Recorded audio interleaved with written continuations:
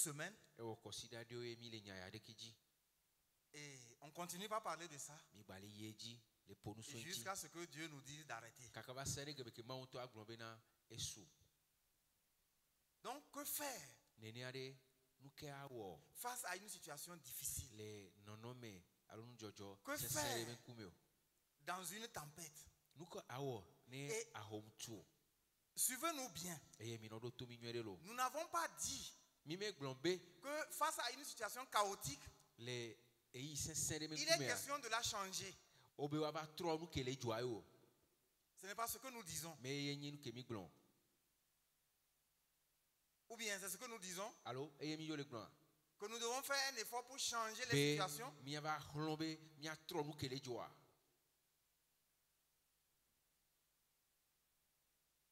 C'est Dieu qui change les choses au moment voulu. Mais nous disons, qu'est-ce qu'il faut faire quand on est dans un problème? Si vous pouviez changer le problème, il ne serait pas problème. Ou bien,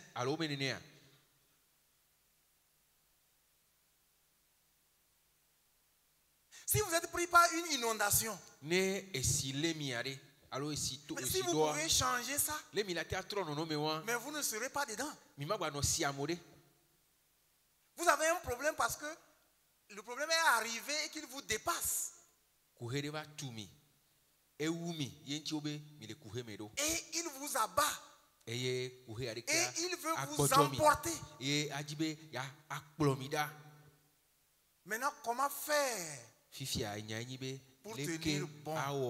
Pour tenir bon. Pour tenir bon. Jésus dit, vous aurez des tribulations. Vous aurez des problèmes. Vous aurez des problèmes.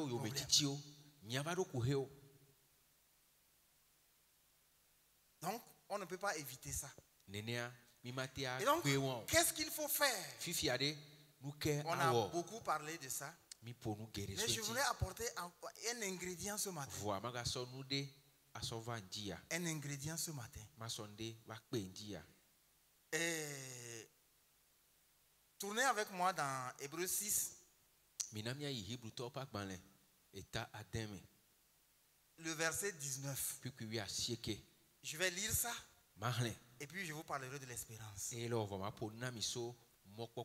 dit, cette espérance, nous la possédons comme une ancre de l'âme sûre et solide. Elle pénètre au-delà du voile. Amen. Amen. Elle pénètre au-delà du voile.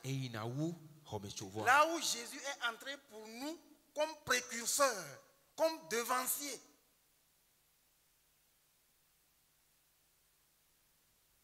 Ayant été fait souverain sacrificateur pour toujours, selon l'ordre de Melchisédek. Voilà.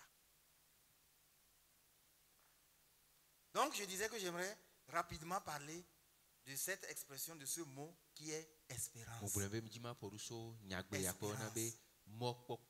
Espérance. Le verset dit que cette espérance. Cette espérance.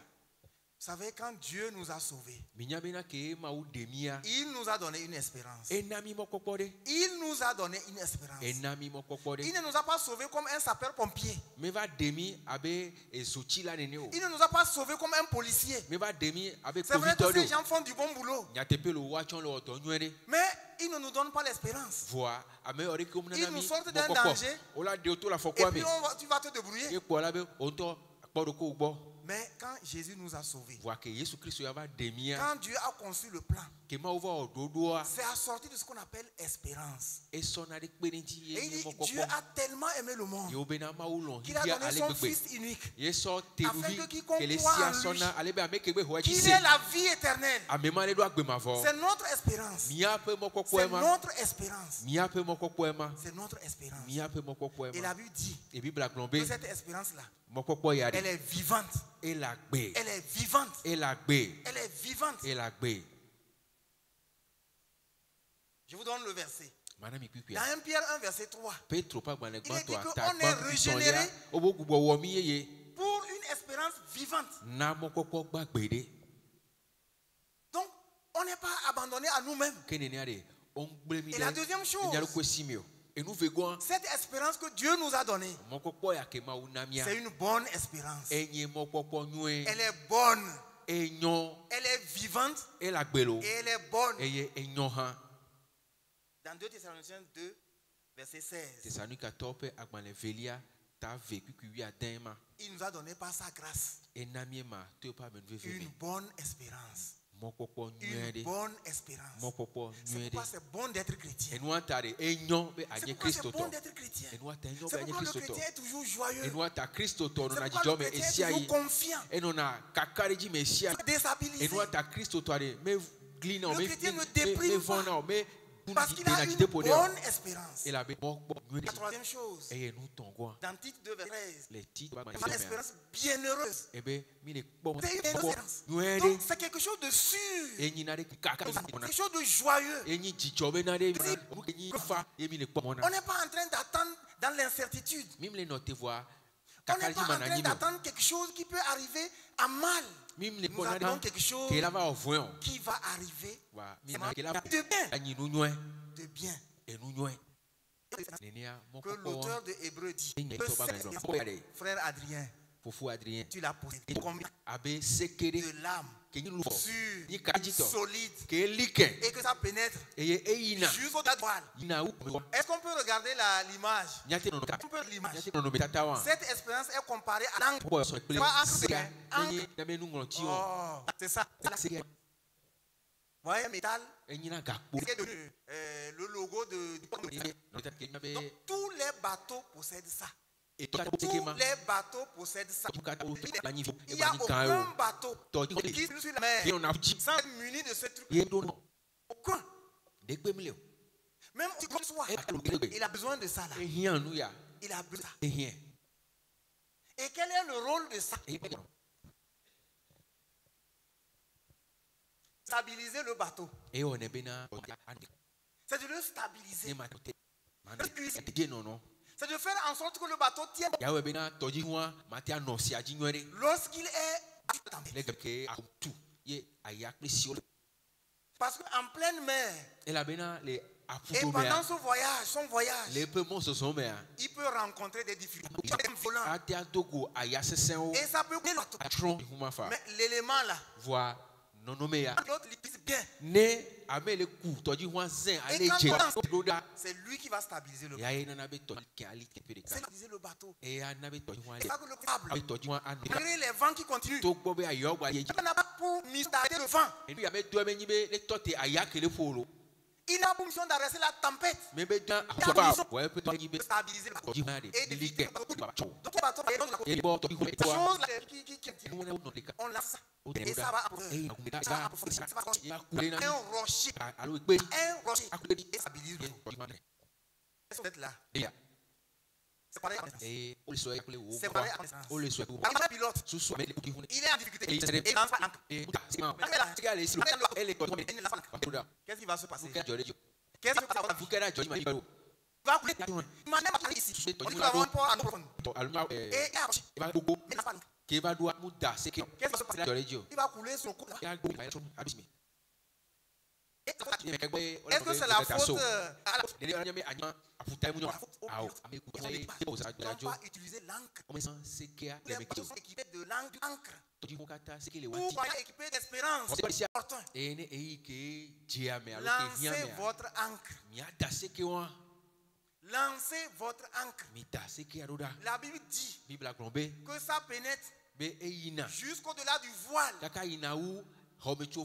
Là où Jésus-Christ est assis, ça va jusqu'au trône de Dieu. Au-delà du voile, c'est le trône de Dieu.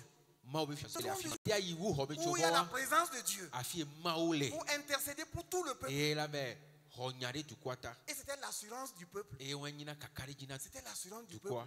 Et c'était une fois l'an. Une seule fois par an. Et puis c'est fini. Mais aujourd'hui, Aujourd'hui, chaque jour, chaque semaine, chaque mois, chaque année, que Dieu va donner. Tu peux placer ton comme l'encre. Et ça atteint la présence de Dieu pour te stabiliser, pour te sécuriser. Toutes les régions c'est pas sûr. C'est pas sécurisant. Pour nous là, ça s'accroche au rocher. Le rocher des arts. Notre espérance, elle ne périt pas. Notre espérance, elle ne périt jamais. Elle ne périt jamais. Et donc, frères et sœurs, face à une situation chaotique, qu'est-ce qu'il faut faire? Il faut lancer l'encre de pour tenir bon. Est-ce que vous êtes là? Il faut utiliser l'encre d'espérance pour tenir bon. Et aujourd'hui, l'espérance n'est pas une imagination. Elle n'est pas la méditation de la parole de Dieu. Elle provient de la parole de Dieu. Les promesses de Dieu qui sont oui et amen. Qui sont oui et amen. C'est-à-dire si au-delà du voile, dis, je ne mettrai pas celui qui vient à moi. Il dit, je ne t'abandonnerai point. Et je ne te délaisserai point. Il dit, toi, est-ce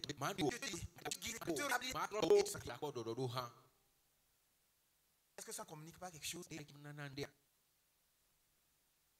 vents peuvent être là. L'encre de l'espérance. Jusqu'à ce que l'on passe. Job a lancé son... Dans ces moments difficiles, il dit l'Éternel a donné. Et l'Éternel a repris. Que le nom de l'Éternel soit béni. Nous recevons de lui les bonnes choses. Mais si on reçoit aussi les mauvaises choses, on bénit notre Dieu. On bénit notre Dieu.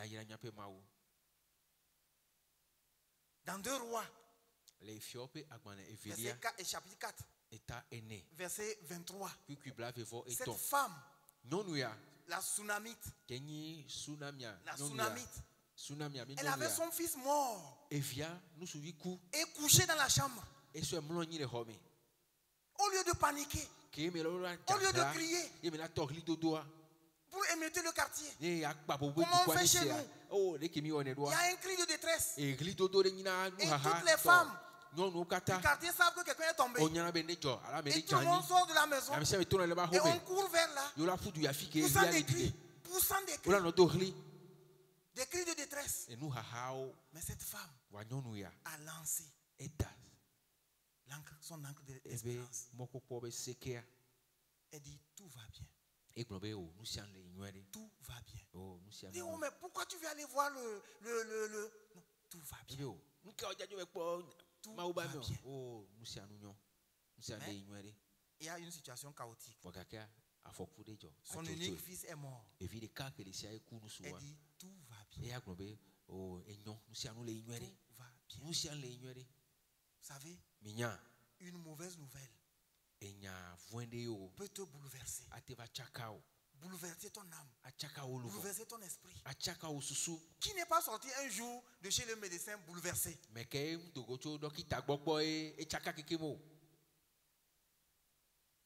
En ce moment, tu peux lancer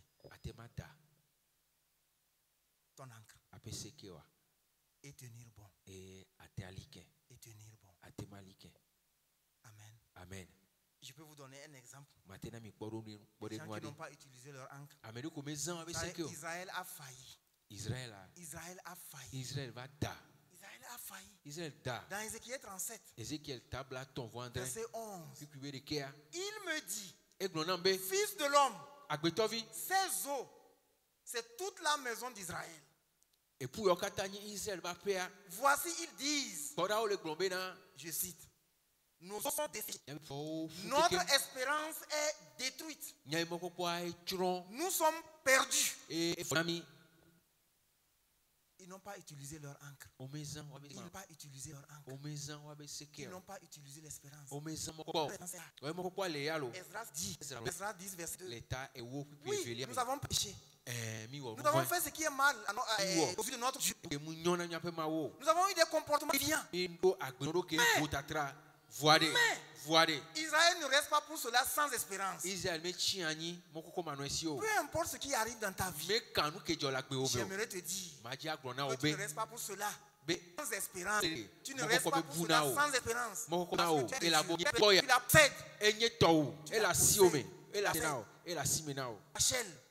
Rachel. Dans Jérémie 30.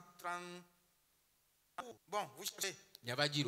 Rachel dans Jérémie 31. Il dit qu'on entend des lamentations. Rachel pleure ses enfants qui ne sont plus. Elle a refusé toute consolation. Et pourtant, Dieu lui disait, Rachel, tu n'es pas pour cela sans espérance. Il y a de l'espérance pour ton avenir. Les enfants reviendront. Mais Rachel a refusé de lancer l'ancre. Elle est morte amère. Elle n'a pas tenu dans la situation. Vous savez, les promesses que Dieu a données, la vérité. Parce que Dieu incarne toute la vérité. Par conséquent, il ne peut pas nier la vérité. Il ne peut pas mentir. Si Dieu dit quelque chose, on doit croire ça. Et fonder notre espérance sur ça. Et quand ça ne va pas,